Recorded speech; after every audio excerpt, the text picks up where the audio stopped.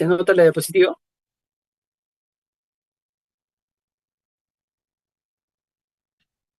¿Aló? Sí, se nota. ¿Sí? Ya. A ver, Sí, otra se vez. ve.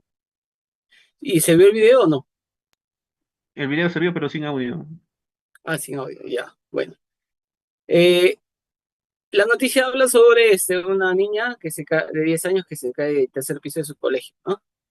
Entonces lo que les estaba preguntando era si podían, eh, que cada uno de nosotros viene aquí a ver ese tipo de temas con el objetivo de aprender el abordaje del paciente, el tratamiento del paciente, cuál es la fisiopatología de este tipo de pacientes y qué es lo que debemos esperar, ¿no? Para esto quisiera saber con con quiénes estoy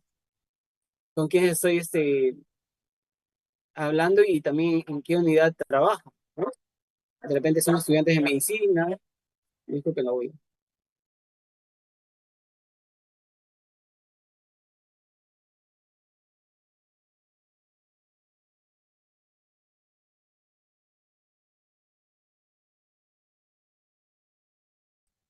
Ya está.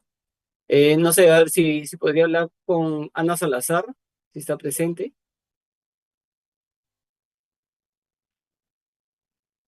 Buenas noches, doctor. ¿Qué tal? ¿Cómo está?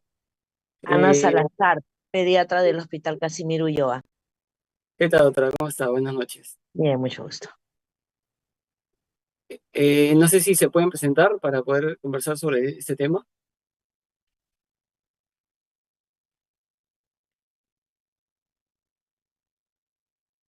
Enrique Boñec. Bueno, doctor, sí, No se lo escuchó muy bien. ¿Se podría repetir? el doctor Montano. Estoy atrás. Ya. Enrique Boñec, de repente. O Flor Cuscano.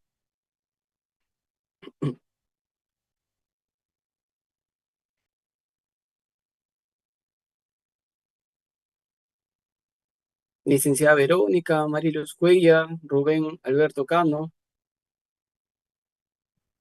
Buenas noches, doctor. Soy Mariluz Cuellar, soy médico pediatra, también del Hospital Casimiro Ulloa. Trabajamos en el área de emergencias. ¿Qué tal, doctora? ¿Cómo está?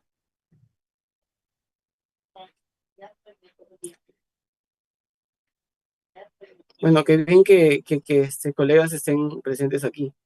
Así como en Sabogal, que es un hospital de tercer nivel, Casimiro Ulloa también, creo, ¿verdad? Y también ven ese tipo de casos.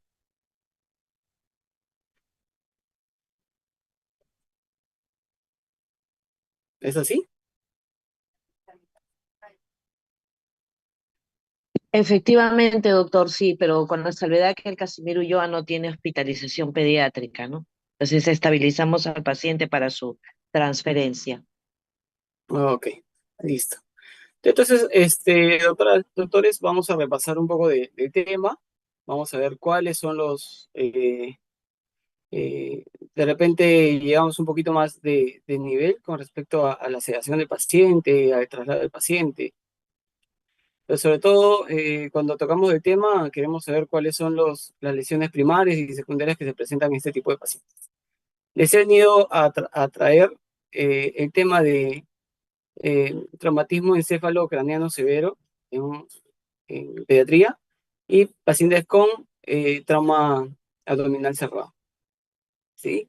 Para comenzar, la definición de TEC en pediatría es una lesión en la cabeza y el cerebro subyacente causado por una fuerza externa, ¿no? Que causa un deterioro en la función cerebral.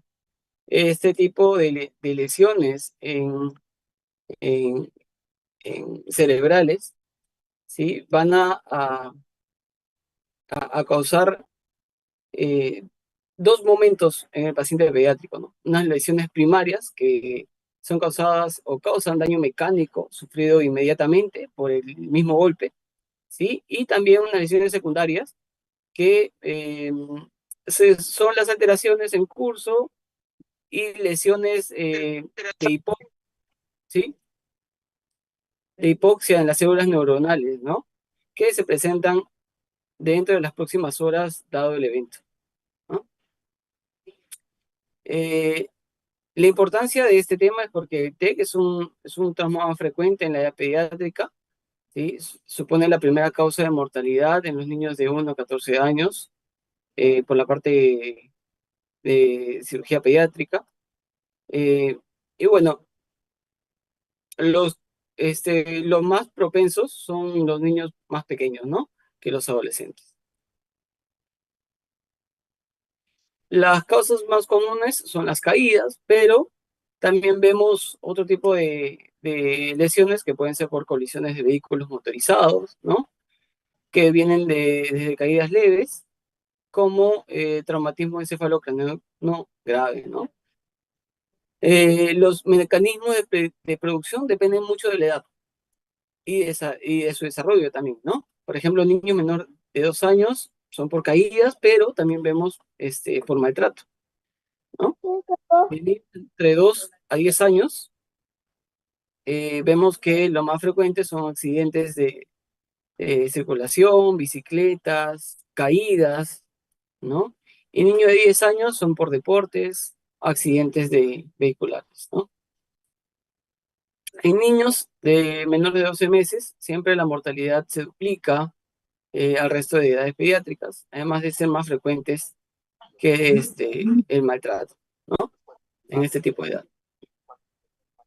Cuando hablamos de la fisiopatología, como ya comenzamos a tocar el tema, se produce dos tipos de daño, ¿no? Un daño cerebral primario y uno secundario. La superficie craneal en los niños es diferente a un adulto, ¿no?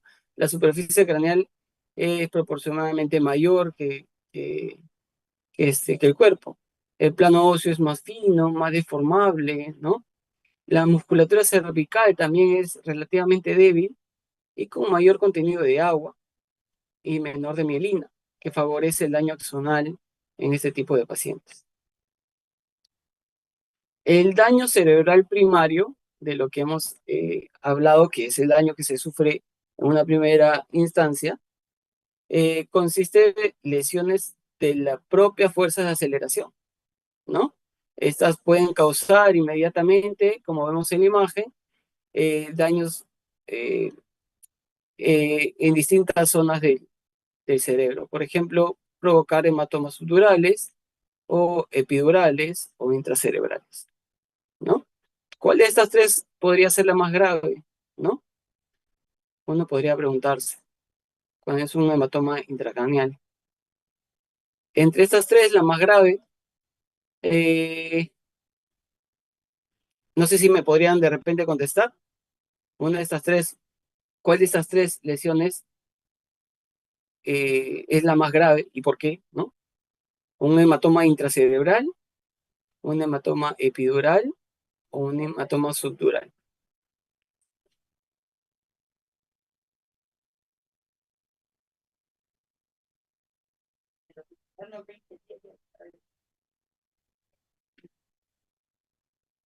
Bueno, el hematoma epidural es uno de los más graves porque es dependiente de una arteria. En cambio, el subdural es de una vena. Entonces, esta es la que avanza más rápido y en horas, ¿no? Y la que más tenemos que ver en los niños cuando llegan por traumas y con este tipo de lesiones y los mantenemos en observación.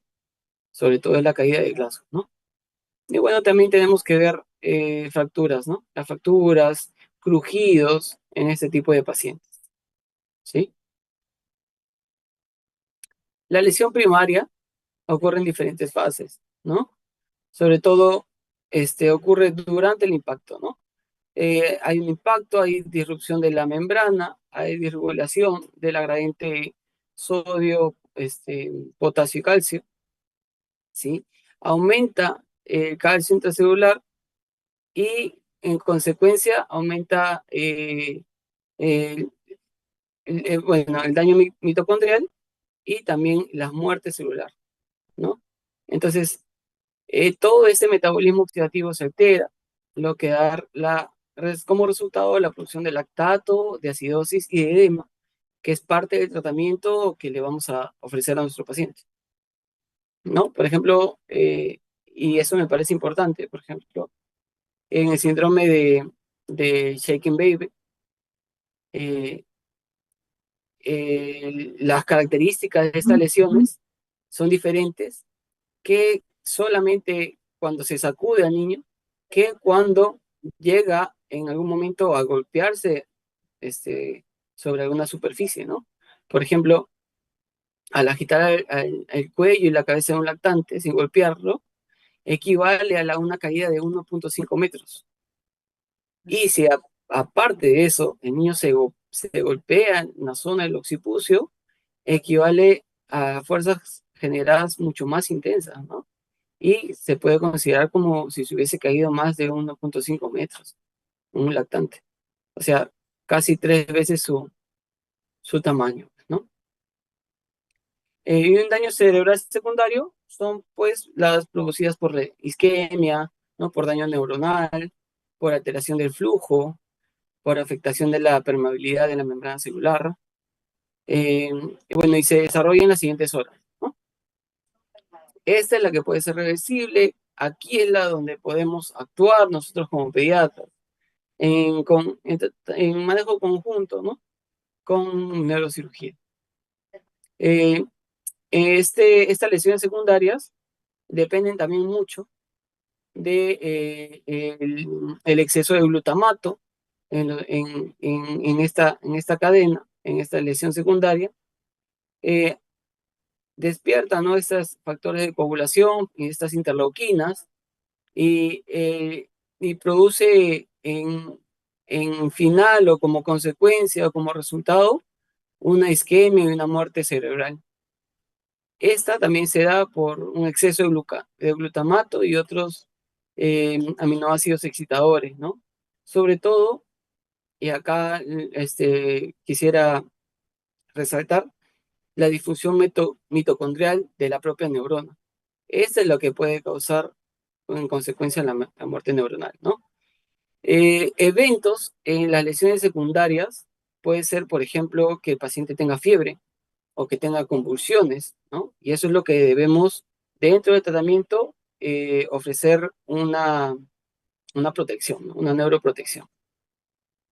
La hiponatremia también puede jugarnos en contra, ¿no? La hiperglicemia o la hipoglucemia en algunos casos, la hipotensión o la hipoxemia, ¿no? Tenemos que tener en cuenta que el paciente tiene que estar eh, con una adecuada presión y con una adecuada perfusión cerebral, ¿no? Que esta se da en conjunto con una adecuada presión intracerebral, ¿sí? O sea, no podemos tener un paciente hipotenso y que nosotros queramos que tenga una buena perfusión cerebral. No podemos tener un paciente con acidosis y queremos que esté un paciente con una adecuada también perfusión cerebral, porque la misma acidosis podría causar vasodilatación, ¿no? Eh, entonces, esta ruptura de esta barrera de hematoencefálica, la inducción de neuroinflamación, excitotoxicidad, estrés oxidativo, apoptosis y disfunción de las mitocondrias lleva a un mayor daño, ¿no? Aquí es donde podemos actuar, ¿no? Una lesión primaria, pues ya es la que se da. Hay una siempre prevención primordial en este tipo de casos, que bueno, el día de hoy no les he traído, pero lo que sí les he traído, de repente, como para los colegas que son pediatras o para las personas que son pediatras el día de hoy, es un caso clínico que, que nos sucedió hace poco y es la manera de cómo abordar este tipo de pacientes, ¿sí? De repente nos podría servir bastante. Es importante saber algunos tópicos, por ejemplo, algunos conceptos que es un TECLEVE, que es un traumatismo sin alteración del nivel de conciencia, eh, una exploración neurológica normal, sin evidencia de fractura del cráneo, y bueno, ese es más frecuente, ¿no? ¿Qué es una lesión traumática clínicamente importante? Es una lesión intracerebral que requiere intervención neuroquirúrgica, cuidados de soporte o monitorización intensiva u hospitalización prolongada. Podría ser, por ejemplo, una fractura deprimida o una fractura de la base del cráneo. Una conmoción es un estado transitorio de difusión cerebral tras un traumatismo. Se manifiesta como que luego del golpe, luego del traumatismo hay confusión, hay disminución transitoria de la respuesta a estímulos, hay vómitos, hay mareos, y en este tipo de pacientes se observa, ¿no? Pero cuando son graves cuando presentan una escala de Glasgow entre 3 y 8, presenta fracturas del cráneo, lesiones craneales penetrantes, ¿no? Este tipo de pacientes son los que tienen que ser evaluados pues, por neurocirugía inmediatamente. Siempre tenemos este esquema, este es el esquema que manejamos los pediatras, ¿no? Por ello es que quería conocer, ¿no? Dentro del curso que estamos teniendo ahorita hay dos pediatras. Me mencionó uno que era una licenciada. Y bueno, nosotros no contestaron tanto. Evaluamos siempre esto, ¿no? Cuando llega un paciente. La apertura ocular, si es espontánea, si abre los ojos cuando nosotros le hablamos recién, cuando abre los ojos, cuando simulamos el dolor, ¿sí? Y luego la respuesta motoria le ponemos 6 puntos cuando se mueve así espontáneamente, ¿sí? Localiza al tacto, ¿no? 5 puntos, si localiza el dolor, 4 puntos, si ya hay signos de decorticación, 3, y de celebración, 2 puntos, ¿no? Con respecto a la respuesta verbal, si está orientado, de 5 puntos, si está confuso, 4 puntos, si tiene palabras inapropiadas, son 3 puntos, o si tiene sonidos incomprensibles, son 2 puntos, ¿no? Pero muchos de estos pacientes, como mencionamos, tienen menor de 2 años, ¿no? Y no vamos a poder, por ejemplo, conversar con ellos, no van a localizar el dolor, ¿no? No vamos a reconocer bien algunos signos de corticación, de celebración, ¿no? Y tienen a veces posiciones, pues, raras, antiálgicas, ¿no? La escala del dolor, entonces, hay una escala modificada para lactantes, que también evalúa apertura ocular, también evalúa la respuesta motora, y según la respuesta verbal, me mencionan que los arrullos o balbuceos son 5 puntos. Si el paciente está muy irritable, 4 puntos. Si llora el dolor, 3 puntos. Si hay quejido al dolor, 2 puntos. ¿Sí? En todo paciente que es politraumatizado, ¿no?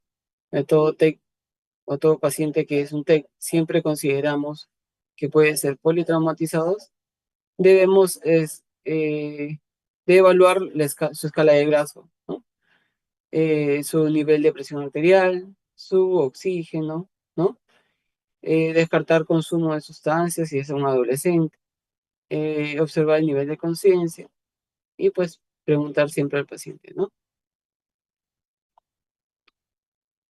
No menciono aquí, pero siempre en todo paciente que nosotros evaluamos, siempre evaluamos lo que es el triángulo de evaluación pediátrica, ¿no?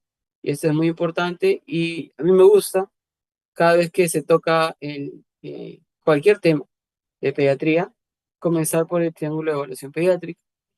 Entonces, no solo evaluamos la parte del traumatismo, sino evaluamos también la apariencia del paciente, ¿no? Si tiene un tono adecuado, si interacciona con nosotros, si calma el llanto, por ejemplo, si tiene alguna posición anormal o si habla normal, llora, de una manera diferente. También observamos la parte respiratoria, ¿no? Si este paciente tiene una respiración anormal, si se le hunde el pecho al respirar, si tiene una posición antiálgica, si tiene retracciones, ¿no? O si tiene de repente eh, eh, momentos de apnea, momentos eh, de una respiración anormal, ¿no? Y también vemos la parte de la circulatoria, ¿no? Ahí vemos llenado capilar, vemos si hay cianosis peroral, cianosis distal, eh, vemos si hay buena perfusión distal en caso de lactantes, si la piel está reticulada o no, ¿no? Si hay algún sangrado activo, ¿no? Si hay signos de hipotensión, si hay taquicardia, por ejemplo. También vemos ese tipo de lesiones. Luego de hacer el ABC, ¿no? En todo paciente politraumatizado, lo que pasamos a hacer es un ABCDE, ¿no? ¿No? Ver que la vía aérea esté libre, ¿no? Muchas veces cuando el paciente ha tenido un traumatismo encefalocraniano, vomita, ¿no? Este vómito cobra importancia cuando se asocia un mecanismo de una lesión grave, una pérdida de conciencia, cefalea, mareo o un estado mental alterado. Yo recuerdo que me llegó una niña de 4 años, de 4 o 5 años, que al llegar había mencionado a la madre que probablemente se había caído por el tragaluz y que llegó con un Glasgow de 13 aproximadamente, ¿no? Luego de esto empezó a vomitar y cuando vomitaba con una secreción blanquecina, ¿no? Y esto podría haber sido más encefálico, ¿no?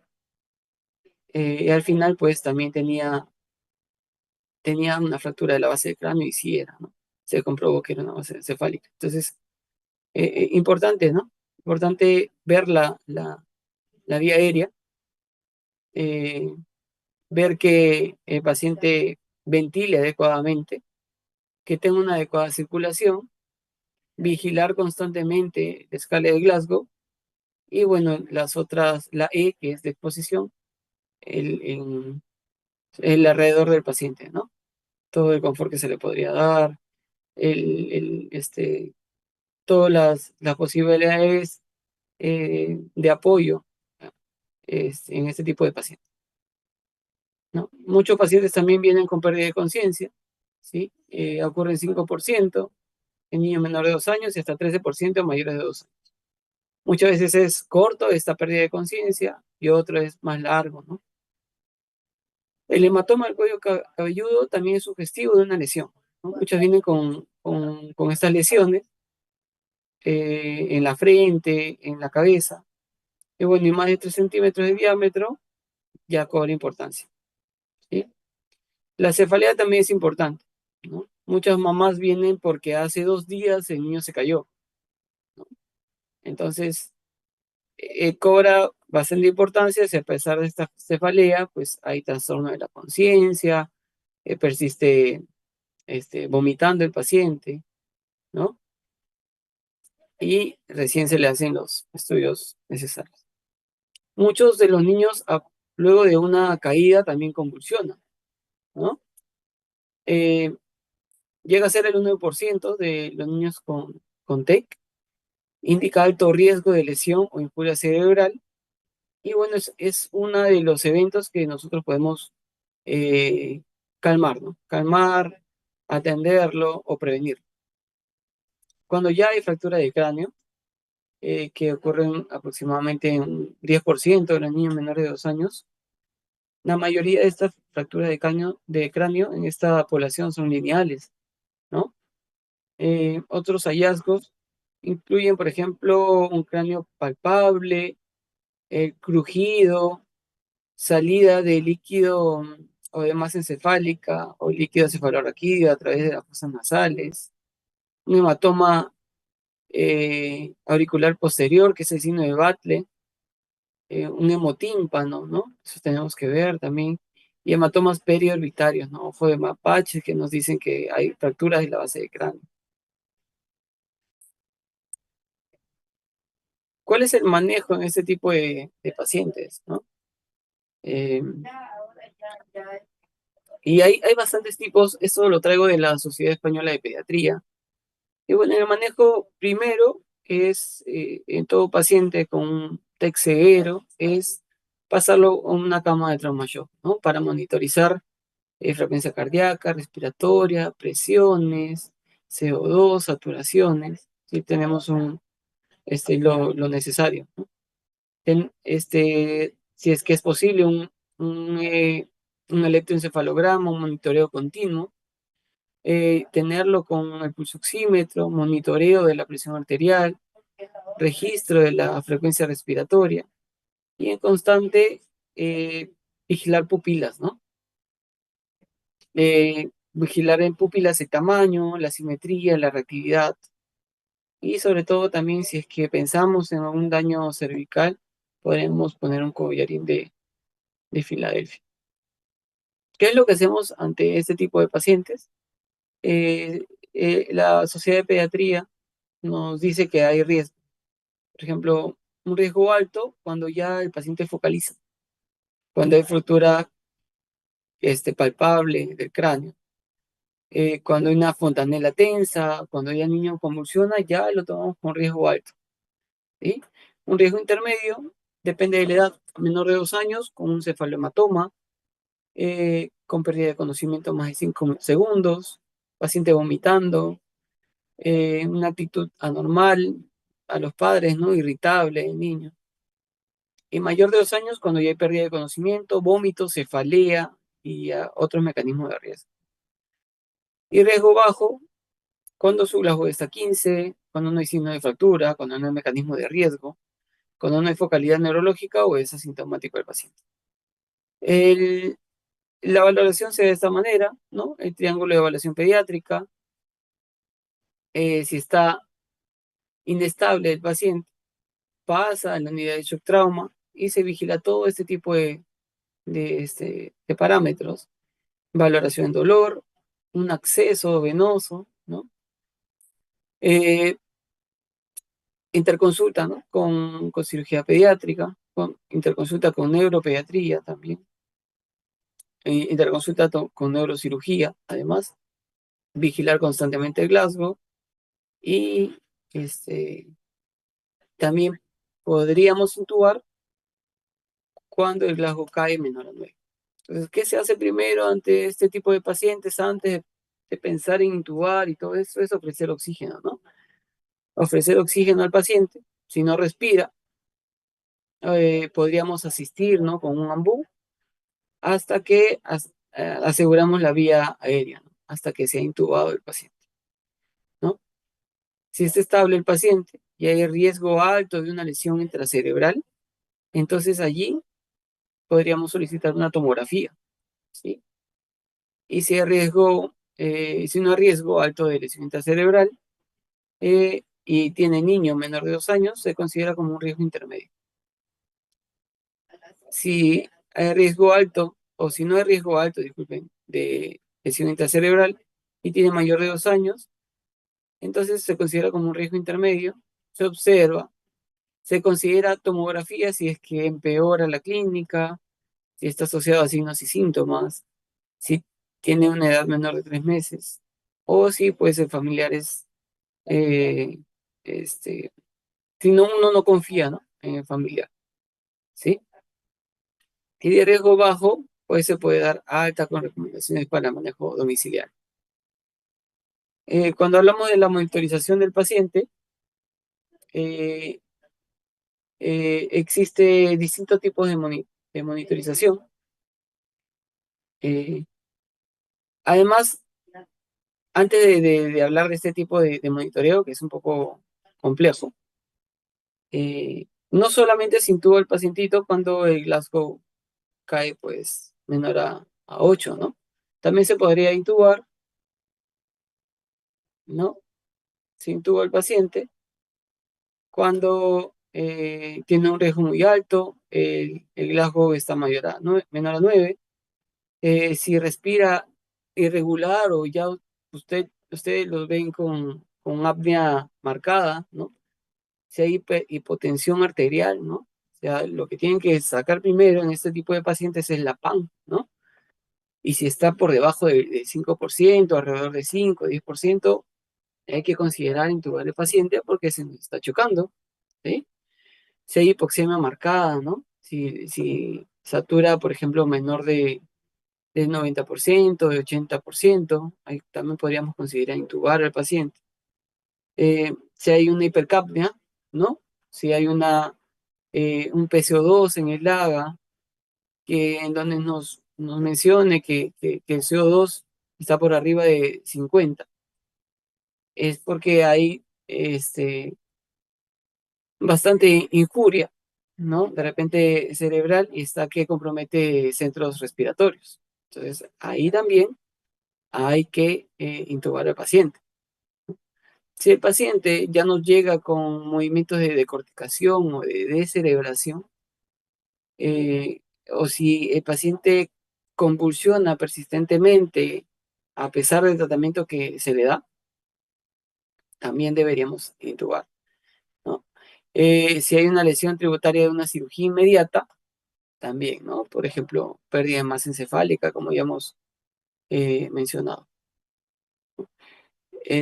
Cuando hablamos de la monitorización del paciente, eh, tenemos que tener en cuenta que puede tener lesiones en otros órganos y sistemas, por lo que siempre se va a precisar monitoreo, ¿no? Siempre el diagnóstico y tratamiento, y no solo a nivel cerebral. La monitorización hemodinámica es importante, ¿no? Eso está a cargo por ejemplo, de enfermería, pero también nosotros debemos de ver, por ejemplo, la presión arterial media, para ver si está muy baja. Podríamos monitorizar una presión arterial invasiva, ¿no? Ya en las unidades de UCI, la frecuencia cardíaca, la diuresis en este tipo de pacientes, eh, una presión venosa central, ¿no? Si el paciente está inestable, siempre monitorizar el Glasgow, ¿no?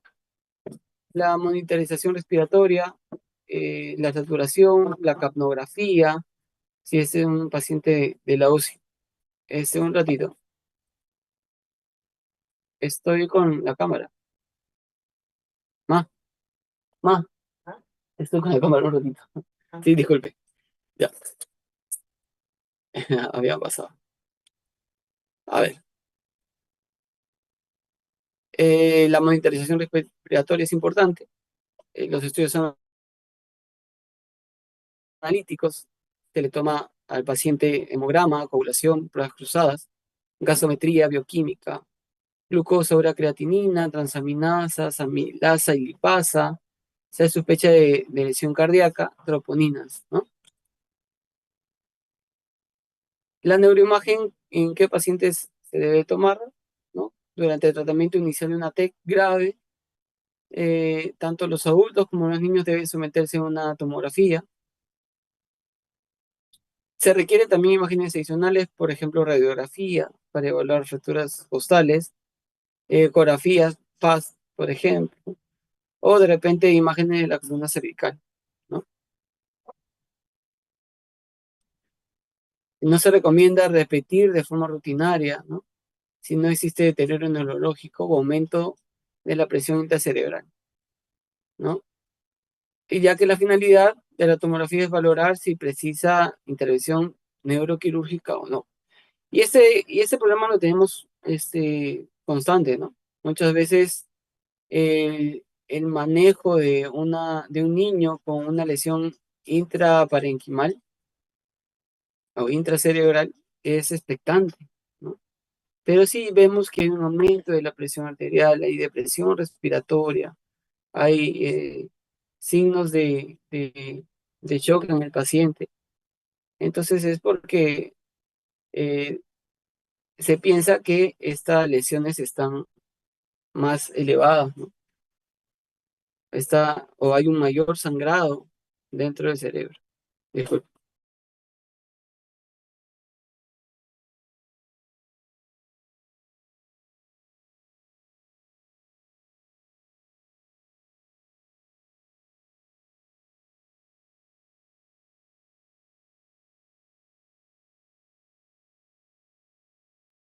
Ya está.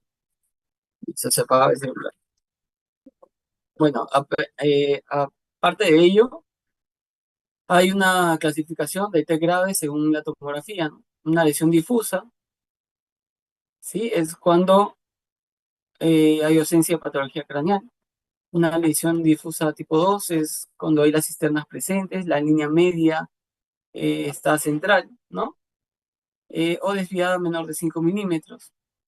Si existen lesiones hiperdensas o mixtas, eh, deben de ser menores de 25 mililitros.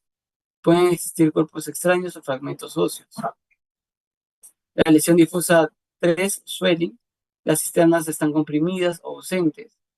Si existen lesiones hiperdensas o mixtas, debe ser menor de 25. Una lesión difusa tipo 4, si ya hay desplazamiento de la línea media. Una lesión focal es cualquier lesión evacuada quirúrgicamente. Y una lesión focal no evacuada es una lesión hiperdensa mayor de 25 mililitros.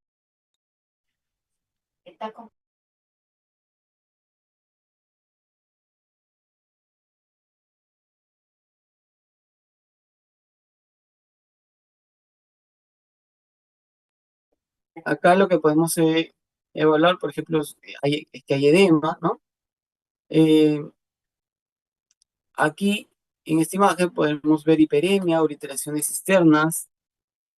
Se diferencia aún la sustancia gris y la blanca. Aquí en esta contusión ya vemos una imagen hipodensa o hiperdensa en la zona del golpe.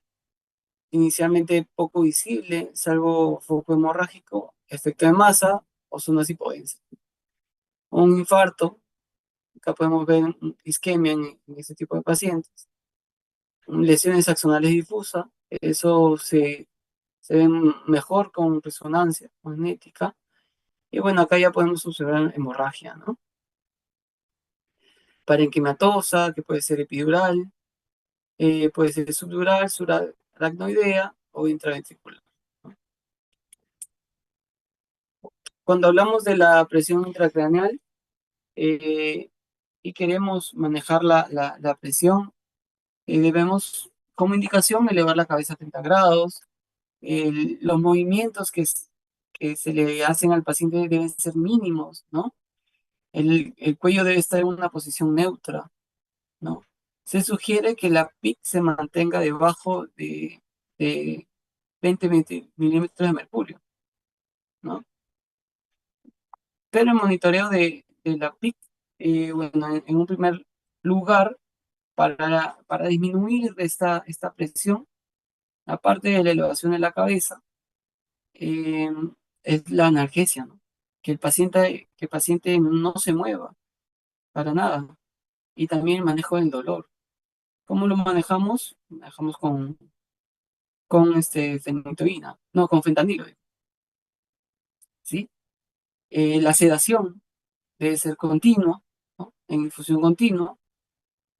Podremos usar en un paciente con, con escalas de sedación, ¿sí? Y si el paciente continúa, ¿no? Eh, con mayor necesidad de sedación, podríamos optar por un bloqueo neuromuscular con becurón, ¿no? También podríamos, para el manejo de la PIC, solución salina, ¿no? Al 3%. Esta solución salina, siempre la controversia entre usar la solución salina o el, el manitol, ¿no? Y bueno, en sí, lo más usado, porque las dos son parte de las normas que se dan para el tratamiento de la presión intracraneal, es la solución salina. Es porque o se le administra al paciente en una infusión continua, ¿sí? En cambio, el manitol se, se le administra, ejerce su efecto, el efecto que nosotros deseamos y luego vuelve a la normalidad, ¿no? Entonces, esta infusión continua de una solución hipertónica es la recomendada por las DIN.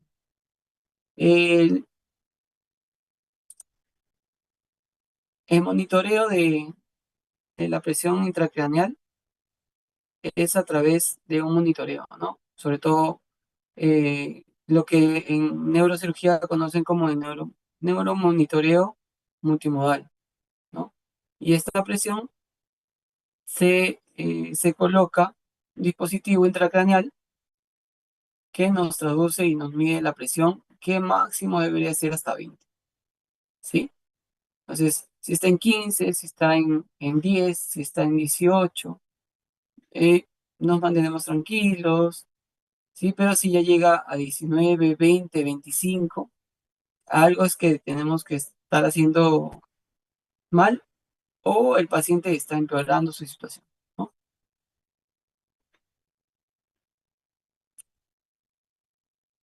Cuando hablamos de drenaje de líquido cefalorraquídeo, podríamos optar por ello para reducir la presión intracraneal.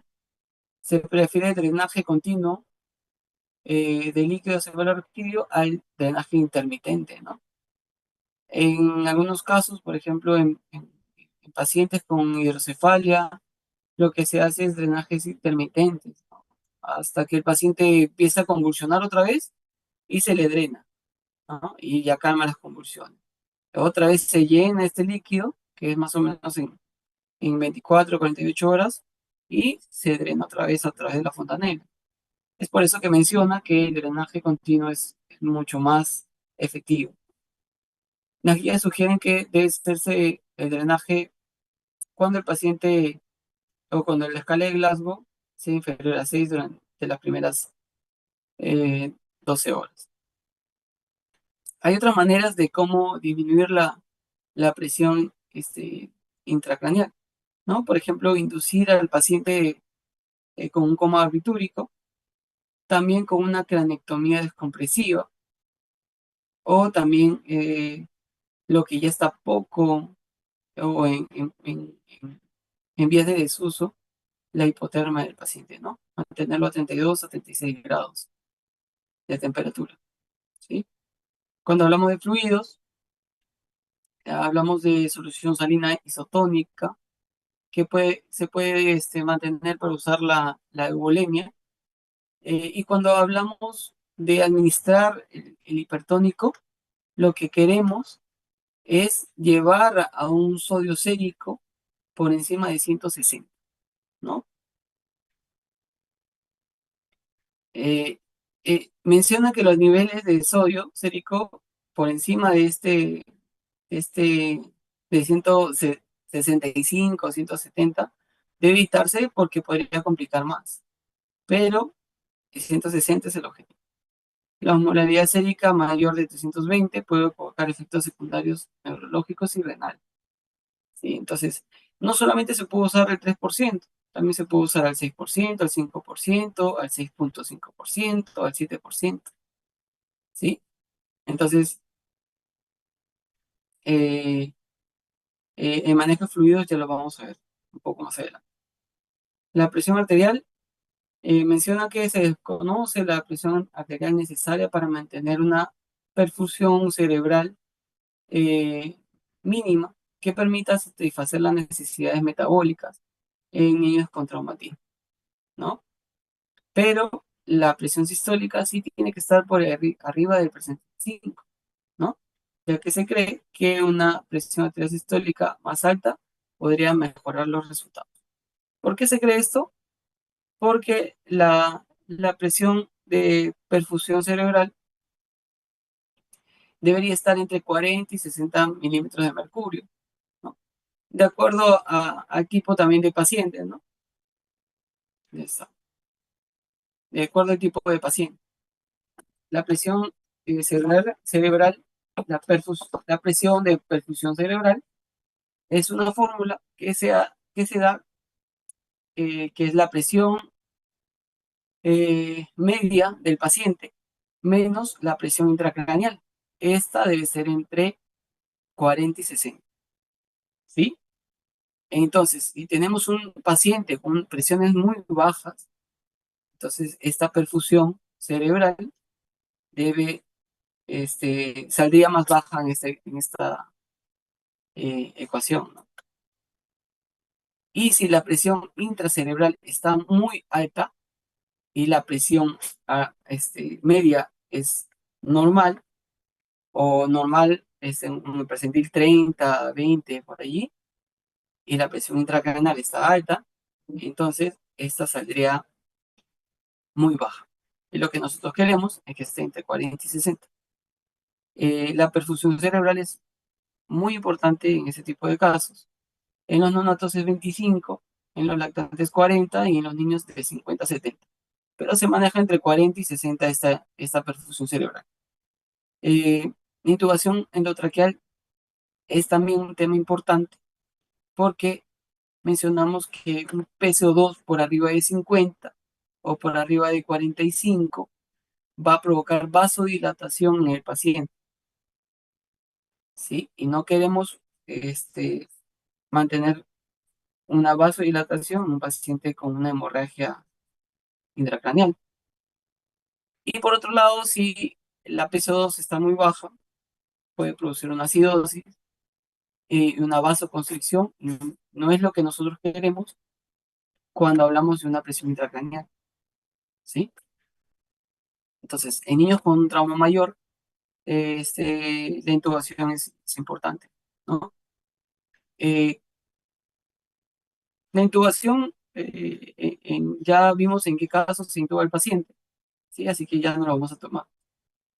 Cuando hablamos de la ventilación, el PCO2 es lo que ya se mencionó. No se recomienda inducir la hiperventilación para que la PCO2 o para barrer el PCO2, ¿no? En este tipo de pacientes, ya sé, por lo mismo que he explicado, ¿no? Porque va a producir vasoconstricción y va a aumentar la presión intracerebral. Entonces, ni arriba ni abajo el PCO2, ¿sí? O sea, no está bien, si no tiene un problema respiratorio el paciente, ponerle un oxígeno al 50%, al 60% en el ventilador, ¿no? Solo tenemos que ver si es que no tiene alguna dificultad para respirar, no tiene neumotórax por la propia caída, o un hemotórax, eh, o fractura de costilla que pueda causar alguna dificultad. Debemos simplemente ventilarlo con un FIO2 adecuado y el AGAS continuo, ¿no?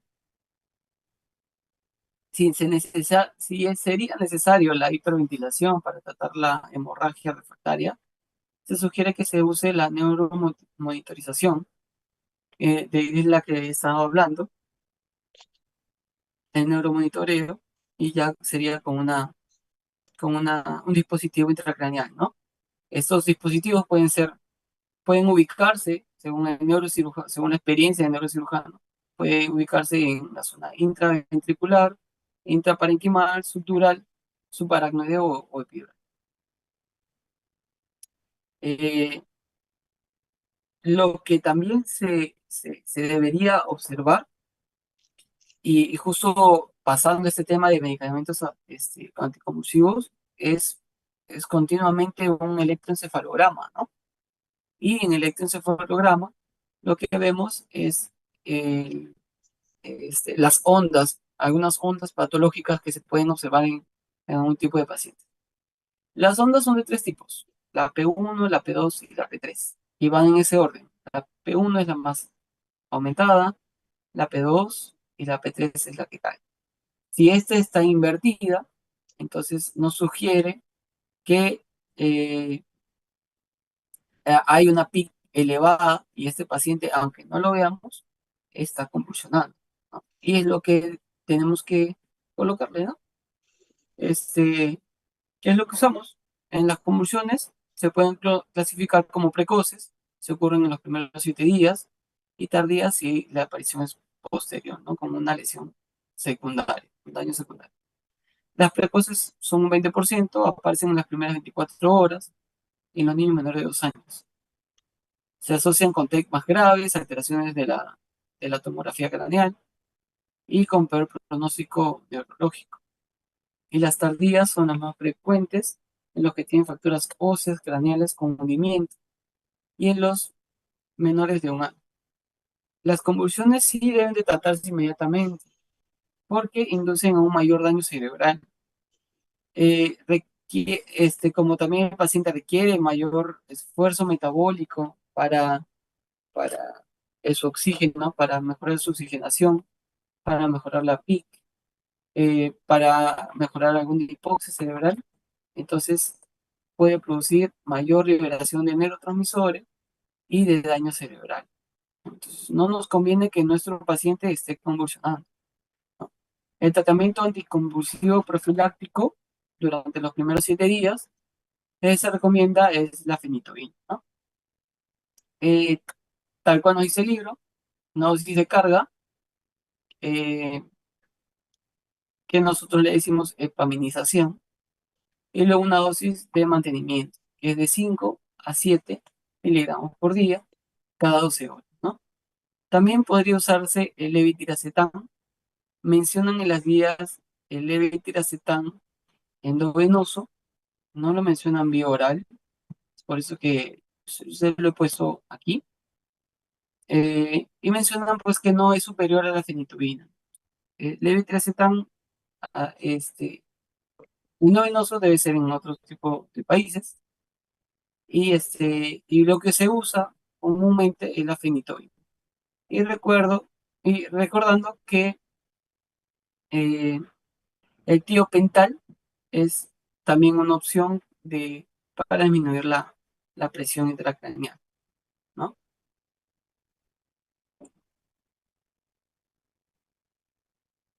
Debemos también tener en cuenta la profilaxis de tromboembolismo venoso. Hay datos sobre la profilaxis de tromboembolismo venoso en la población pediátrica. Hay pruebas de que podría darse heparina de baja dosis, de bajo peso molecular,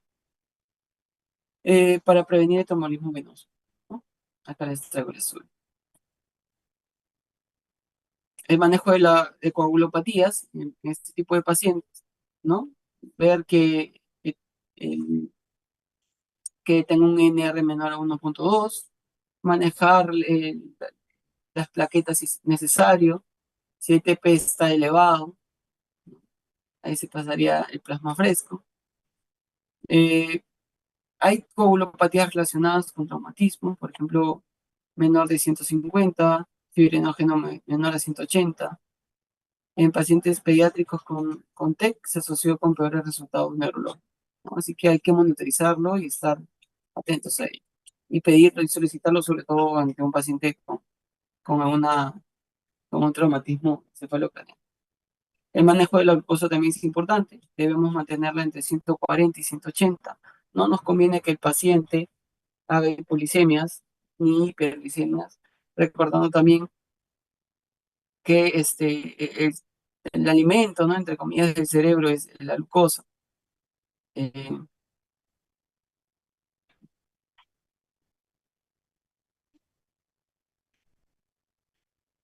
Se han asociado mayores complicaciones y tasas de mortalidad en pacientes con hiperglicemia, ¿no? La temperatura es importante.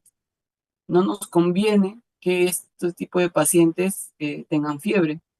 ¿Por qué? Porque causa mayor daño oxidativo en los pacientes, mayor carga energética, y es lo que justo no queremos para nuestros pacientes. El- los protocolos recomiendan aún la hipotermia moderada, como mencioné, entre 32 y 34 grados centígrados para el control de hipertensión intracranial refractaria, pero existe evidencia limitada, no está muy bien definido, ¿sí? Eh, la sedación es importante también. ¿Por qué? Porque los pacientes con la elevación de la presión intracranial deben recibir sobre todo un agente sedante y un opioide, ¿sí? El fentanilo generalmente tiene una mayor eficacia en comparación con la morfina. Entonces optamos por fentanilo. Y para la sedación optamos también por el propofol, que es más eficaz para reducir el metabolismo cerebral, ¿no? Si uno conversa, por ejemplo, con un anestesiólogo que va a intubar ese tipo de pacientes, mm, para ellos como no están en un evento pues traumático, ¿no? Como nosotros cuando nos llega recién ese tipo de paciente, ellos sean nada más un paciente estable. Pero refieren que el propofol es el mejor, es más eficaz, ¿no? Porque reduce el metabolismo cerebral, la fenitoína, disculpe, el fentanilo, eh, y bueno, le pondrían una atropina, ¿no? Y así lo se dan al paciente para poder intubarlo, ¿no? En cambio, lo que nosotros usamos comúnmente, usamos el midazolam, ¿no?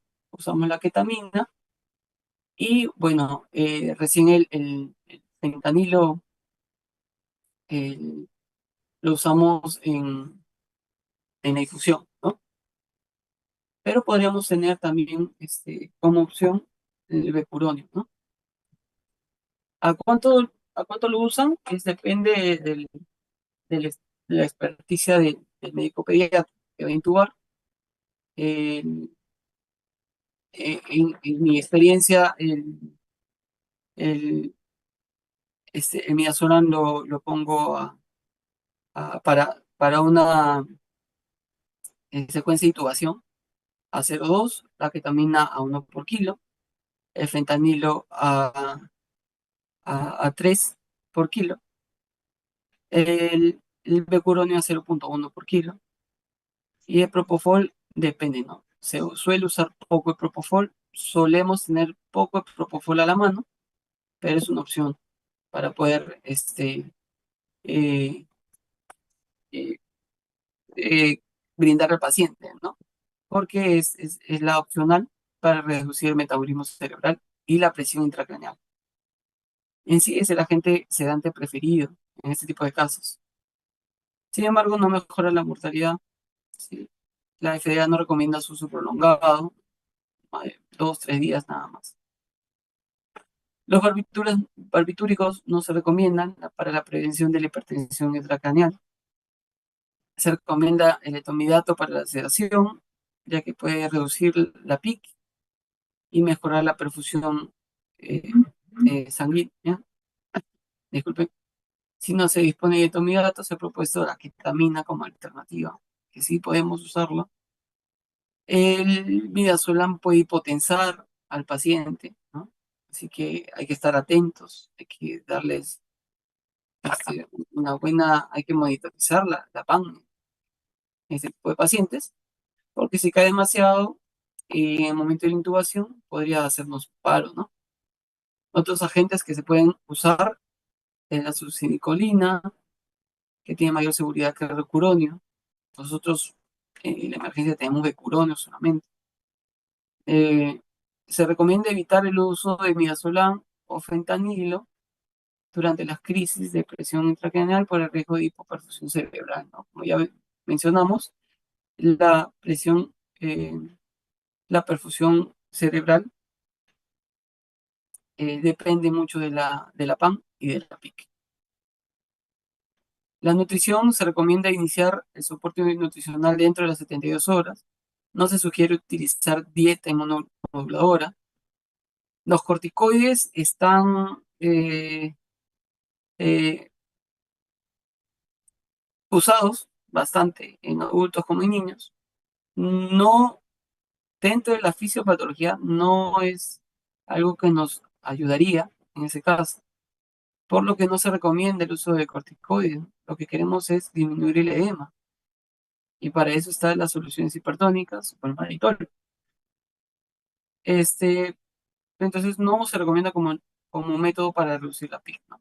No es, dentro de todos lo que hemos hablado, no está lo justo. La profilaxis de infecciones también es algo importante, ¿no? Si hay una fractura expuesta, abierta, sangrado, otorrea, ¿no? También es importante tratarlo como desde un inicio con antibióticos. Aunque la traqueotomía temprana se usa para reducir la cantidad de días que el paciente está con ventilación, no hay evidencia que la traqueotomía temprana reduzca la tasa de neumonía. Los catéteres impregnados de antivircobrianos se pueden utilizar durante el drenaje ventricular externo como prevención de infección, ¿no? Siempre también colocar, ¿no? Colocar sonda nasogástrica en este tipo de pacientes. sonda vesical para monitorizar la diuresis, ¿sí? Si hay evidencia de deterioro neurológico, podemos pensar en, por ejemplo, en síntomas de herniación cerebral, incluso sin elevación de la PIC, cuando hay bradicardia, ¿no? Cuando hay hipertensión, cuando hay midriasis, cuando hay respuesta de cerebración o cuando hay bradipnia, ¿no? Los signos de hipertensión endocraniana, ¿no? ¿Cómo se llama esto? La bradipnia, disculpe, la bradicardia, la bradipnia y la hipertensión se llama triada de Cushing, ¿no? Se debe realizar intubación endotraqueal, elevación a cabecera, breve hiperventilación, administración de manitol o de cloruro al 3, mantenimientos de la PAN entre 80 y 100. Se recomienda el manitol a 0,5 a 1 gramo por kilo, ¿sí? El manitol a veces viene de 500, viene de 1000, ¿sí? Sabemos que viene al 20% el manitol, ¿sí? Y bueno, esa es la dosis, ¿no? De 0,5 a 1 por kilo. Y es cada 8 horas. O también podríamos usar solución al 3%, 0,5 mililitros por kilo, en infusión continua, hasta 1 cc por kilo por hora, ¿no? Durante 24 horas. Después de que se hayan realizado estos pasos, se debe tener una tomografía de emergencia para determinar si es necesaria una cirugía de emergencia o ventriculostomía del lado de, de la lesión, ¿no? Si la PIC se eleva más de 20% durante al menos 5 minutos, entonces se debe realizar el drenaje. Lo que yo he visto bastante, por ejemplo, en salas de la UCI, es que pacientes con sospecha de traumatismo, con lesiones interparicumales, los intentan bañar, por ejemplo. Entonces, el- la manipulación del paciente debe ser mínima. La cabeza debe estar siempre en 30 grados y fijo, ¿no? Entonces, hay que tener en cuenta esto, ¿no? Si es que vemos a un paciente así, si es que se le está bañando al paciente, no nos ayuda eso. Eh, Como mencionamos, menor de 160 debería alcanzar la concentración de sodio, pero debemos de llevar a un paciente a un estado hiperosmolar, ¿no? Es también importante prevenir la hipotensión arterial. Si el paciente está con una PAN al 5%, se le brinda infusión de noradrenalina, de adrenalina o dobutamina, según lo que requiera. Claro que la primera opción es adrenalina, ¿no? Infusión. Para la PIC refractaria se recomienda el uso de analgesias, sedación adicional. Si la PIC todavía está por encima del umbral, entonces se necesita un bloqueo neuromuscular, ¿no? Y que debe controlarse con electroencefalograma. O sea, el paciente todavía presenta algunos movimientos. La siguiente línea de tratamiento es solución hiperosmolar. Si la PIC está elevada aún, se sugiere repetir la tomografía para descomprimir, ¿no? Con una microanectomía amplia, ¿sí? Y a medida que la PIC mejora, junto con la recuperación neurológica clínica, el paciente puede retirarse gradualmente, ¿no? La PIC y todo lo monitorizado, ¿no? Como mencionaba, la perfusión cerebral debería estar entre 40 y 50, según la edad, si es un lactante o si es un lactante mayor, lactante menor, debería, cada uno tiene al nivel que queremos llegar, ¿no? Por ejemplo, si un neonato, 25, si es un lactante, 40, si es un niño, entre 40 y 50, más o menos, 40 y 60, por ahí, ¿sí? Eh, si la perfusión cerebral disminuye, se debe verificar el estado de volumen intravascular que se asocia con la PAN y se debe administrar una infusión de vasopresor, ¿no? O aumentamos la PAN o disminuimos la pique. Sin embargo, si la perfusión aún sigue disminuida, hay que repetir la tomografía para ver si se descomprime, si se disminuye la pique, a pesar de todo el esfuerzo que estamos este, haciendo, ¿no? El oxígeno del tejido cerebral también es un dispositivo eh, de neurocirugía, debe ser por arriba de 10 si se utiliza como monitor. Si esta presión barométrica de oxígeno sigue bajando, hay que administrar vasopresor, ¿no? Y ajustar la PCO2. Hay que ver también los niveles de hemoglobina del paciente, eso es importante. Terapia de segundo nivel, si el paciente progresa a una hernia inminente, entonces se debe considerar terapia de segundo nivel. ¿Cuáles son estas? La hemicranitomía, ¿no? La terapia descompresiva,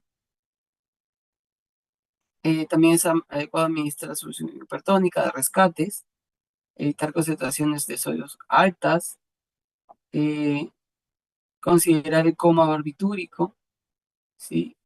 Considerar la infusión de propofol, la hipotermia o también el monitoreo avanzado de neurología, ¿no?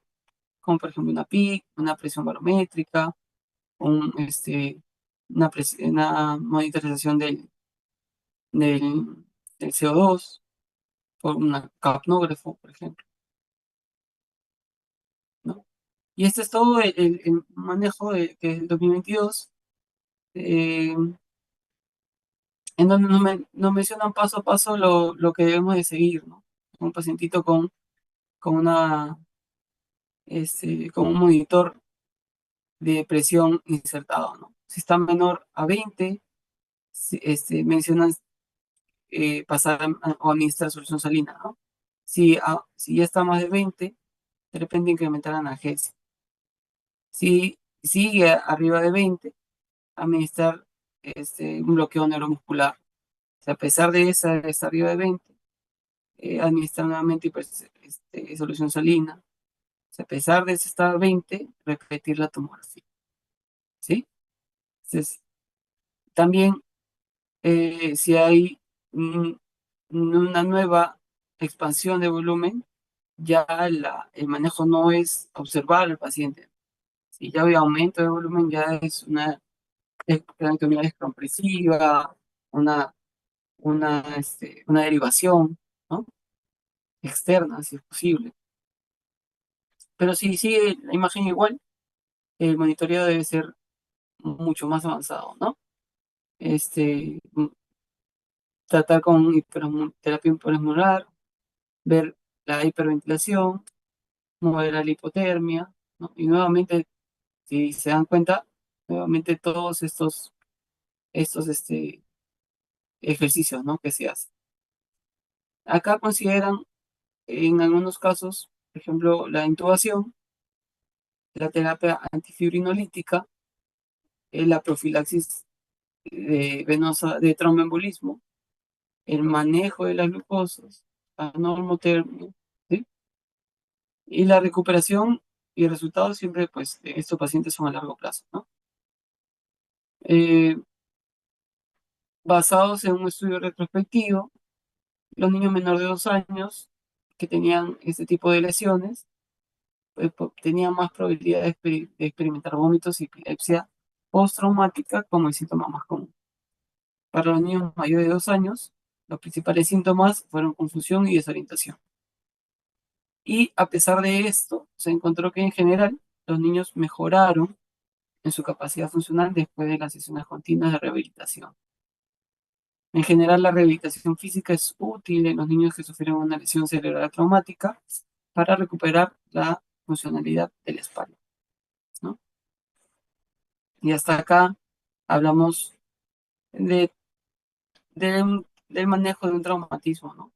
Desde, desde su llegada a nuestra emergencia hasta las posibilidades de tratamiento, ¿no?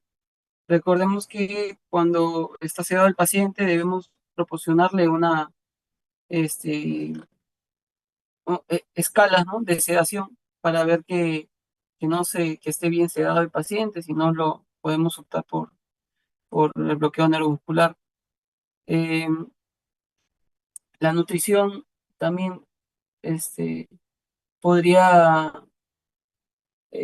o es también recomendada en los pacientes, ni bien haya signos de, de mejora, pues optar por una nutrición enteral dentro de las 72 horas, ¿no?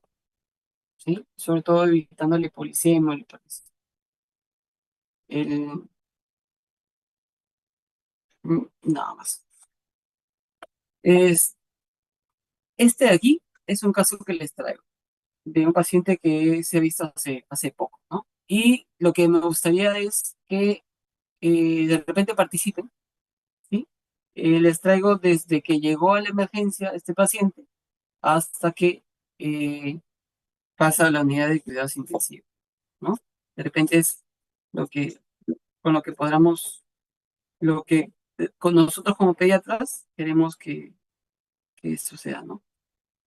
Este paciente menciona, no sé si se puede ver la pantalla, ingresa, es traído por la madre, es traído de su casa al hospital, dura 30 minutos.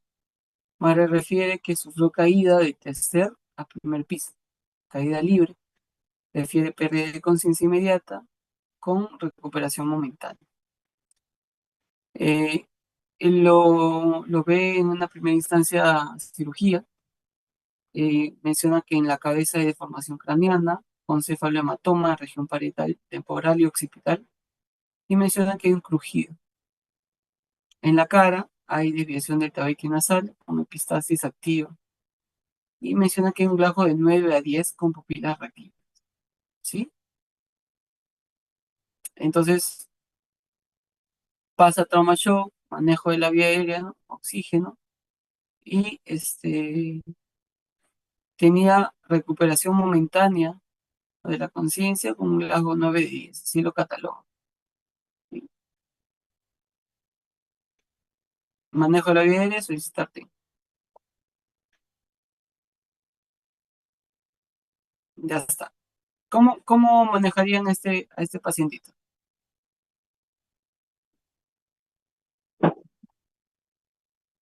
Luego de haber visto, pues, ¿no?, esta exposición.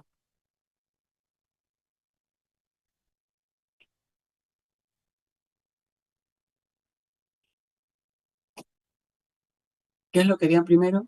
Por ejemplo, en el RP, le llama cirugía, cirugía no sabe intubar. Ah, no le ponen funciones, tiene razón. Las funciones vitales porque lo hicieron rápido, la verdad. Y lo que quise es también tapar las partes de arriba para que no se vea el nombre del paciente. Acá hay algunas funciones vitales, pero ya con el ingreso a la UCI. Sí, al momento de tapar el nombre, he tapado las funciones vitales, tiene razón. Sí. Bueno, sigamos viendo qué es lo que pasó con con este paciente y qué es lo que se hizo. ¿Sí? Eh, menciona que manejo conjunto con medicina pediátrica, al momento estable, ¿no?, saturando 100% con ventilación invasiva. ¿Dónde está?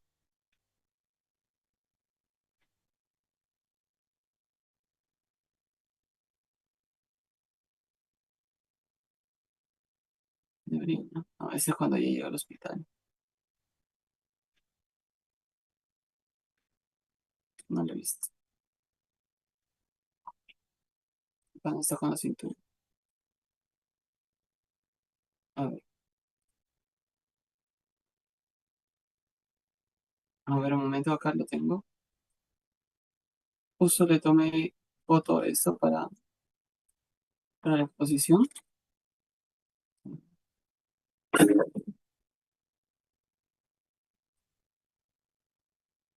Un momento, acá tengo la...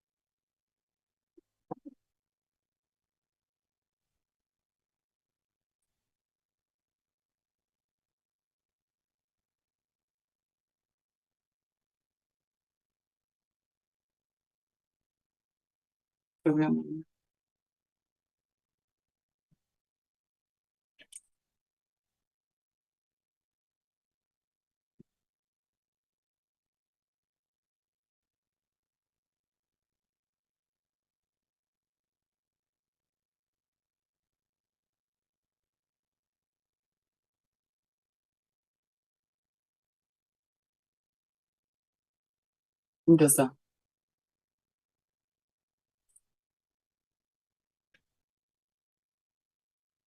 ya está. No, ese era.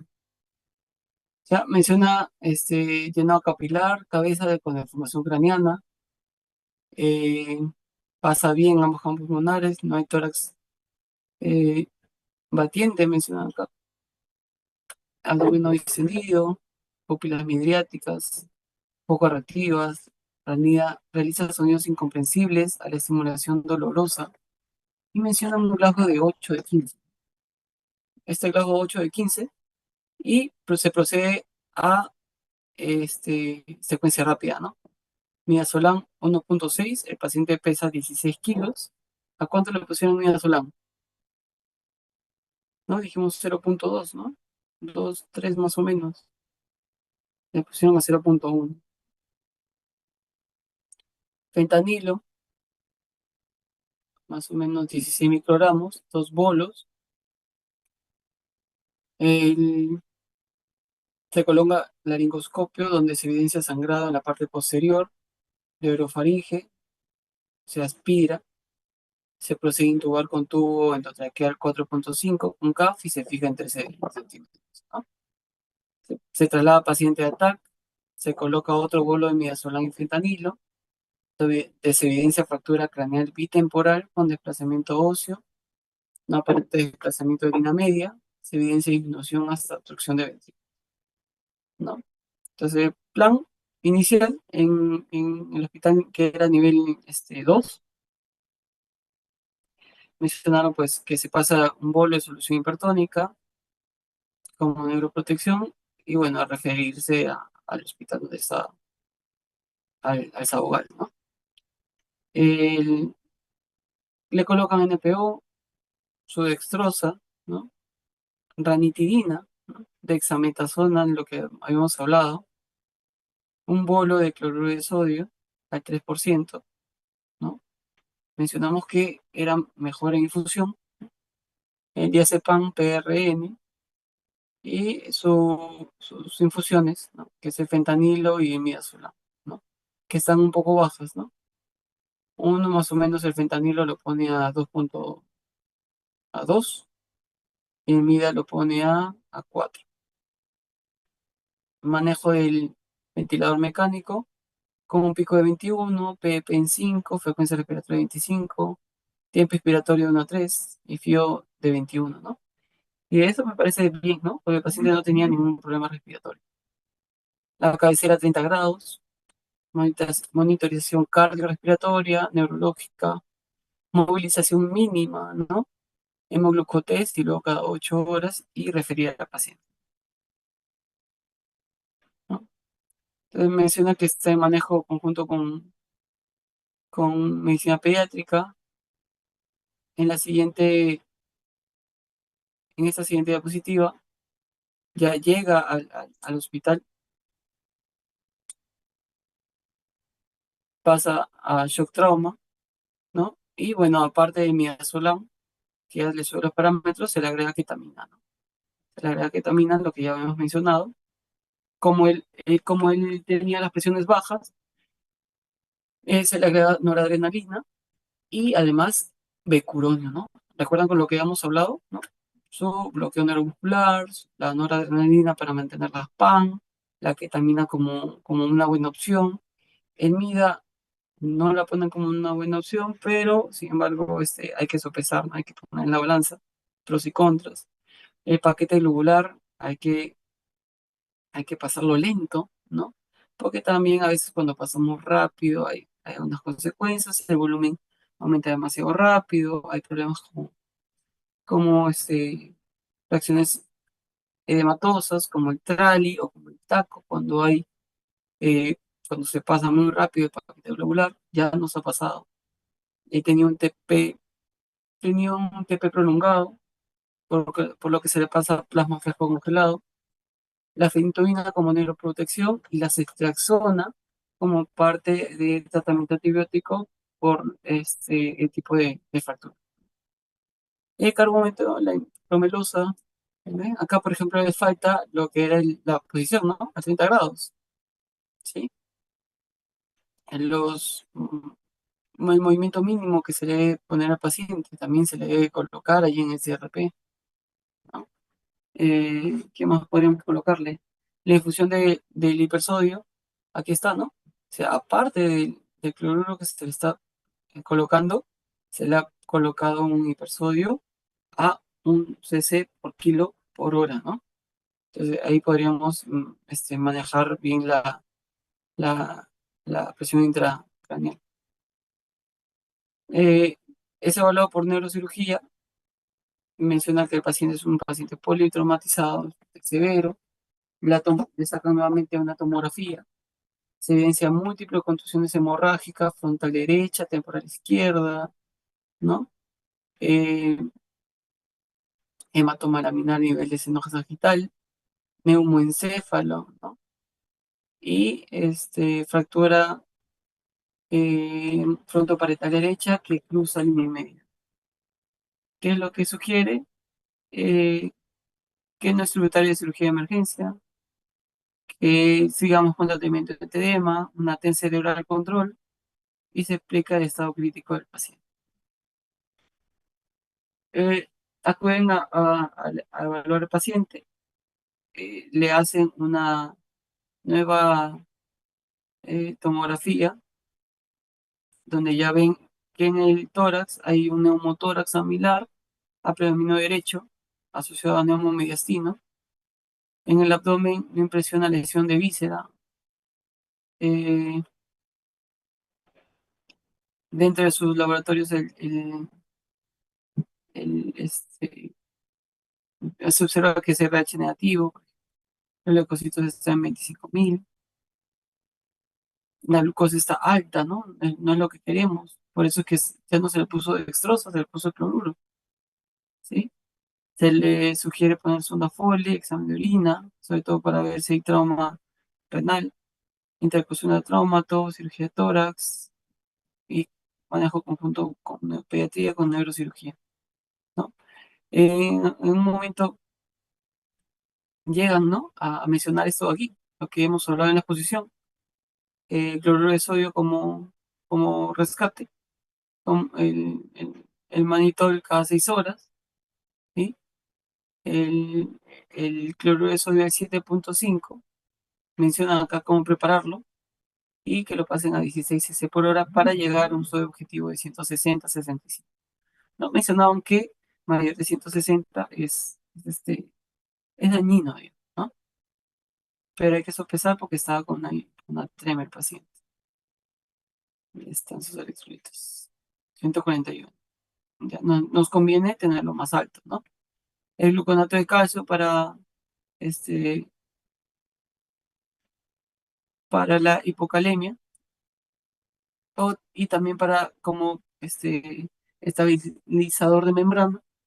La frecuencia cardíaca se monitoriza cuando usamos el gluconato de calcio, la posición neutra, el glucomisol cada 8, sobre todo para el manejo del dolor, manipulación mínima, evitar maniobras de valsalva, eh, y si hay expiraciones de secreciones, administrar propofol, ¿no? En bolo. Esas son recomendaciones de la UCI. Subió a la UCI, esta es su evolución, ¿no? Eh, los exámenes auxiliares mencionan que hay mayor extensión de la lesión, así que ya piden una evaluación por neurocirugía, piden un control de tomografía también. Mencionan todo esto de acá, el objetivo de 160, 165, el cloruro, o sea, está pasándole bastante sodio, ¿no? En el paciente, y tiene 140. Plasma fresco, becuronio, todo lo que hemos hablado en la exposición está acá. Un paciente, mencionan ya otros diagnósticos, ¿no? Policontuso, TEC severo, neumotórax, neumomediastino, descartar tramo abdominal cerrado, trastorno hidroelectrolítico, ¿no? En neuro, por ejemplo, dice, con neuroprotección, bolos de hipersodio y manitol, cuenta con TEC cerebral que aprecia contenido aéreo, ¿no? Mal pronóstico de todas maneras. Acá nuevamente la evolución, una EcoFast, ¿no? Para descartar líquido libre. Suspenden el cloruro de sodio porque ya había llegado al objetivo, dejaron la hidratación normal y dejaron el hipersodio de 7,5% y el manitol, ¿no? El manitol a 0,5 cada cuatro horas. Se le hace la ecografía, hay líquido laminar interasas, no se aprecia sangrado o hemoperitoneo, ¿no? Eh, Evaluado también por neurocirugía, mencionada, el paciente no requiere tratamiento quirúrgico, le explican a familiares, es de pronóstico reservado y ya neurocirugía lo ve con daño neurológico desde el ingreso, producto de trauma con decorticación, ¿no? Y esto es prácticamente muy mal pronóstico, ¿no? Infectología sugiere continuar con ceftriaxona, ¿no? Mencionan un tributario manejo quirúrgico, les impresiona el globo vesical, cambio de zona Foley porque se había obstruido, eh, llaman a neumología, sobre todo por lo de neumotórax, y colocan drenaje, ¿no? Mm, Se toma un control, se observa acidosis metabólica, el bolo de poligelina 160, responde a bolo, aumentando diuresis, ¿no? Está baja en diuresis, también podría haber sido por la obstrucción de la sonda, ¿no? Eh, Se agrega bicarbonato en la difusión, se le agrega acá el bicarbonato, según el haga lo que ha salido, ¿no? Y y bueno, y continúan con el tratamiento, ¿no? Acá en bolo y acá lo colocan en la bolsa, ¿no? Dos veces le colocan el bicarbonato, ¿sí? ¿Alguna pregunta con respecto de repente al tema de traumatismo encefalocraniano? La verdad es que este tema, solamente el tema de TEC es bastante amplio, ¿no? He tratado de aumentar un poco de repente el tema de sedación, de la ketamina, de la PAN, de la presión, de la perfusión cerebral, de la PIC, y cómo es su monitoreo, porque esté preguntando, ¿no? A los participantes, he visto que hay colegas que también están participando en la exposición y que como pediatra también me hubiese gustado pues manejar, ¿no? En todo paciente con TEC. ¿Alguna pregunta de este tema de TEC en pediatría?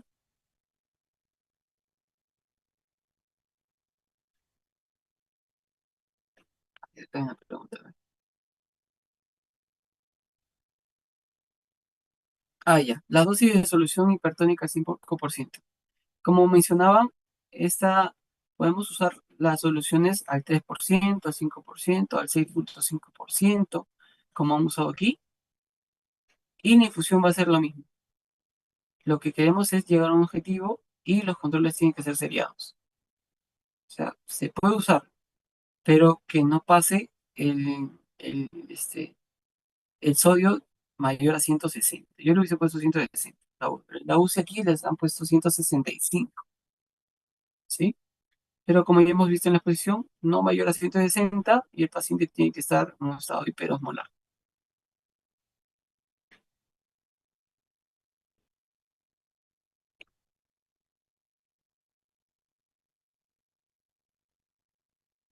Ah, claro, Ana Salazar Tupia menciona la dosis de secuencia rápida de intubación. Eh, no sé si podría pasarle, hay un libro que, que- que resume bastante. Eh, las dosis de la secuencia rápida de intubación son distintas.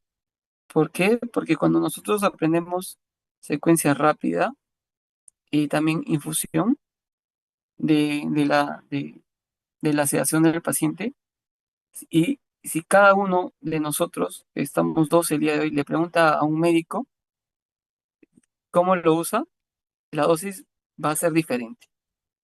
Entonces, según mi experiencia, al midazolam lo uso de 0,1 a 0,2 miligramos por kilo, la dosis para secuencia rápida. El fentanilo lo uso de 1 a 2 microgramos por kilo, ¿sí? Por ejemplo, la ketamina lo usamos de 1 a 2 por kilo también.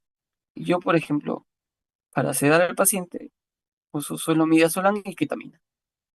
Y midazolam, si es para intubarlo, sí lo uso 0,2 y la ketamina 1 por kilo. Pero si es para un procedimiento de una tomografía, trato de usarlo la mitad de la dosis y luego voy poniendo la dosis siguiente, ¿no? O cuando hacen el drenaje torácico, también lo hago de esa manera. Pero cuando ya se va a intubar al paciente, midazolam a 0,2, Fenta 1 a 2 por kilo, Keta 1 a 2 por kilo, el becurano lo uso siempre a 0,1 y el propofol también es de 1 a 2 por kilo, ¿no? Cuando es en bolo. Pero cuando hablamos de infusión es muy diferente y cada uno lo tiene pues de manera diferente, ¿no? A cómo lo ha aprendido. Por eso sí me gustaría darle de repente una fórmula para ponerle al paciente y se intuba, ¿no? Pero muchas veces, a pesar de eso, es de muy difícil intubación y pues se opta por propofol, ¿no? O por llamar al anestesiólogo que traiga el video laringoscopio, ¿no? O de repente hay mucha secreción sanguínea y se aspira al paciente y a pesar de eso hay complicaciones, ¿no? Así como tenemos esas dosis, también debemos usar las infusiones de vasoactivos. También tenemos que saber en cuándo usarlas.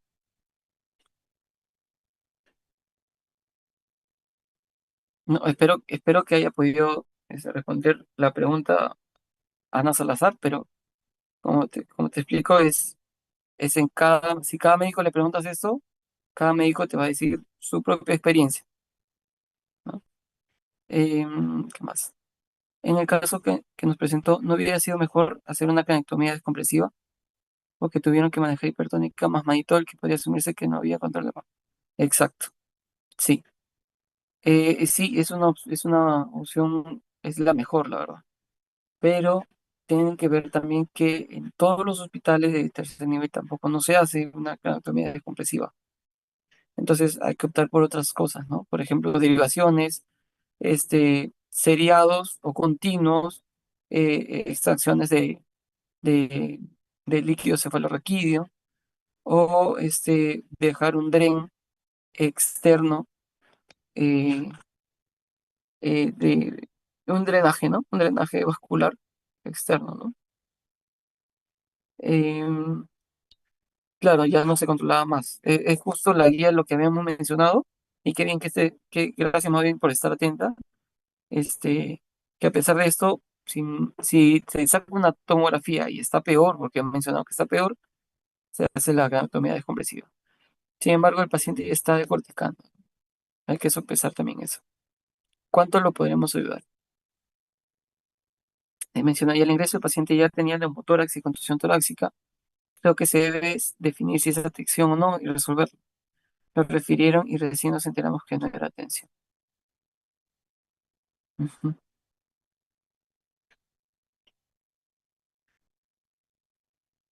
Ah, no sé. Sí, claro, todo es un paciente policontuso, ¿no? O sea, no es solamente TEC, que es un paciente policontuso. Es por eso que mencioné al inicio cómo podríamos manejarlo, cómo podríamos ayudar a este tipo de pacientes. Yo creo que hemos logrado el objetivo, más bien, gracias por haber estado atentos.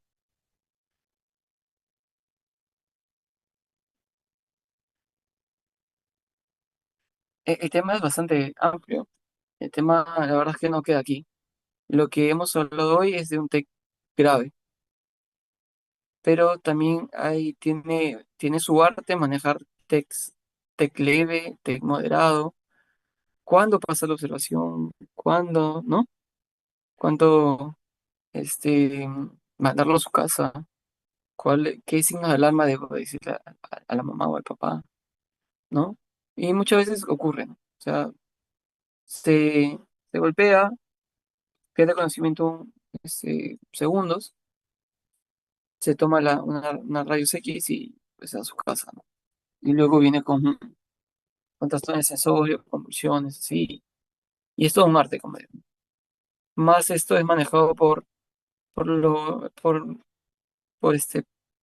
cirugía pediátrica, ¿no? Y neurocirugía.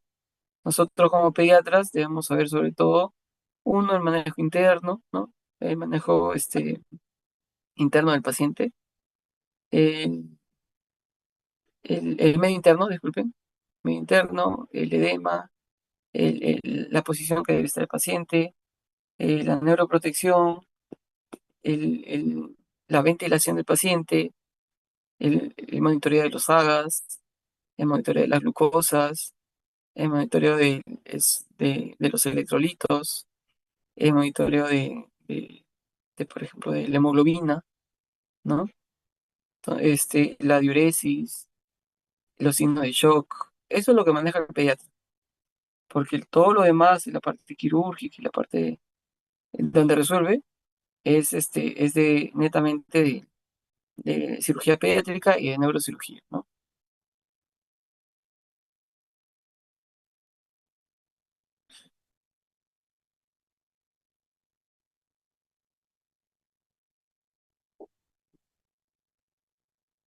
Gracias, más bien, por las preguntas, están bastante interesantes y sobre todo porque se nota que han estado atentos. Les traía también el tema de trauma abdominal cerrado. La exposición es de 8 a 10. Entonces, no sé si pueda mencionar algunos tópicos nada más que me gustaría que recordemos, y con eso ya acabaría. Mencionar, por ejemplo, este paciente es un politraumatizado porque tiene más de una lesión traumática, ¿no? Y también supone un riesgo vital para la persona. Cuando hay un trauma abdominal cerrado, lo que tenemos que ver siempre es los cuadrantes, ¿no? Y al momento de la palpación, reconocer qué segmentos estamos evaluando, y distintos en varones que en mujeres. El- los órganos más afectados en un trauma abdominal cerrado es el vaso, en un 55%, el hígado en un 45%, y el intestino en un 5 a 10%. Y otros son rectoperitoneales, como el riñón, el páncreas y la aorta abdominal, ¿no? Y como mencionamos, el abdomen es una caja de Pandora, ¿no? siempre hay este, eh, sorpresas, ¿no? Sorpresas. El sangrado activo, la polarización, los neumoperitoneos, laceraciones, contusiones, hemorragias, hematomas subcapsulares, hemoperitoneo, y todo debemos estar evaluando constantemente. Eso acá también ya lo habíamos repasado. Recuerden, a todo paciente, ya sea que le duele la uña, o le duele el pelo, algo así, por mencionarlo, siempre es triángulo de evaluación pediátrica, A, B, C, D, E, sample, ¿no? El sample que también tenemos que tenerlo en cuenta, ¿no? Que es signos y síntomas, alergia a medicamentos, de qué padece el paciente, lo último que ha comido y sus eventos, ¿no? Los eventos previos. Ese es el sample. Y luego de eso siguen los scores, ¿no? Score de, por ejemplo, score pulmonar, el score de bronquiolitis, todo, el score de Glasgow, todos los scores que tengamos. Y al momento de reevaluar al paciente, ya sea que está viniendo por la emergencia, o está hospitalizado, o está con cualquier patología, al momento de examinarlo otra vez, es nuevamente triángulo de evaluación pediátrica, ABCDE, sample y score. Cada vez que uno evalúa a un paciente, es en esa secuencia. Y pues eso es mejor tener un orden para que no se nos escape nada. Es importante en un tramo abdominal cerrado, los signos vitales según la edad, para ver si hay taquicardia real o no. Eh, hay escalas, hay distintas escalas que podrían ser adaptadas al niño. Es importante, sobre todo en el abdomen, el examen físico, ¿no? Y al final lo que va a terminar es una laparotomía diagnóstica o una cirugía, ¿no? Hay que tener en cuenta, por ejemplo, algunos signos de Cullen, de Grey-Turner, de Flow, de Fox, de Kerr, por ejemplo, el traumatismo de vaso, de Bryan, y los de cirugía pues tienen una lista grande de esto. Y acá, como mencionaba, el examen físico es el mejor predictor de la necesidad de una cirugía abdominal, ¿no? Desde una apendicitis hasta un trauma abdominal cerrado. El examen físico es el mejor predictor, ya que lo mencioné, ese estudio, ¿no? Esa es una triada de cinturón de seguridad en los niños, ¿no? Este tipo de lesiones, fractura vertebral, lesión abdominal, ¿no? Del hígado y equimosis del aparato abdominal. Este, hay que, hay que hacer el seguimiento del hematocrito, eso es importante, o de la hemoglobina, cada 6, cada 4, cada 6 horas. Siempre piden grupo de factor, ¿no? Por si es que el paciente se va a hospitalizar. Tiempo de coagulación también. Creatinina, urea creatinina, también es importante en todo trauma cerrado. Por si en algún momento entra a sala, ¿no? Entonces, trauma cerrado, si está estable, observación. Si está inestable, se le pone volumen, si responde, se hace un ecofast y se piensa en un momento hacer la parotomía diagnóstica, ¿no? Si es positivo, se hace la parotomía terapéutica. Si hay una negativo, se puede pensar en una lesión retroperitoneal y pensar en un ataque, ¿no? La tomografía es el método principal para valorar este tipo de diagnósticos. Eh, a pesar de esto, hay también, este, depende del observador, ¿no? Por eso es que siempre se revisa nuevamente, hay reconstrucciones, y también esperamos los informes, ¿no? Entonces, al final, lo que se quiere es, para llegar a un diagnóstico, una laparotomía diagnóstica, un ECOFAST o un ataque, ¿no? Entonces, cada uno tiene sus ventajas y desventajas. Y nada más. Eso es lo que les quería mencionar un poquito rápido sobre los traumas abdominal, que también pues es un tema grande y aparte, ¿no? Sí. Más bien, espero que que hayan comprendido. Espero que les haya podido apoyar en algo a, este, a los presentes, ¿sí? Ya sean personal de estudiante, de enfermería, médicos generales o colegas también pediatras, porque en cualquier momento nos puede llegar ese tipo de pacientes, ¿no? Importante saber también en TECES cuándo intubar, cómo intubar y también qué tipo de tubo ponerle, ¿no? Es bastante complejo. O sea, uno tiene que pasarlo para que al final este, vaya aprendiendo de a poco. Sí, disculpen, más bien este, por porque he corrido las diapos de trauma abdominal cerrado, pero creo que se nos acaba el tiempo y no quisiera llegar hasta las 11 de la noche con, con ustedes. Muchas gracias.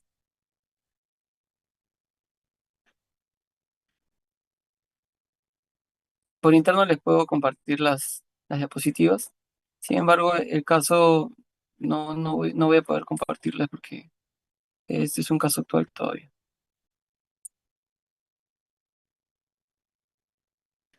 Listo, buenas noches con todos. Hasta luego.